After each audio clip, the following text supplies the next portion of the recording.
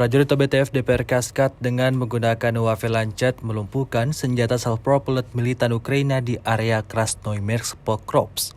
Rekamannya ramai beredar di media sosial Telegram Rabu 10 Mei 2023. Dalam rekaman tersebut menunjukkan detik-detik meledaknya salah satu peralatan militer pamungkas Ukraina hingga hancur berkeping-keping.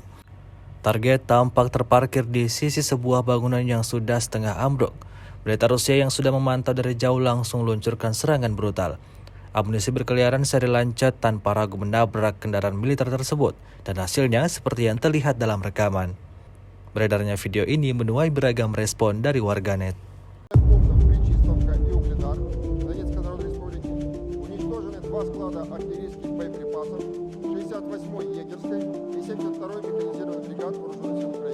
Поражение 86 подразделений в районах населенных пунктов Владимировка, Кременная Луганской Народной Республики, Табаевка Харьковской области, Никольская Донецкой Народной Республики и Жеребянка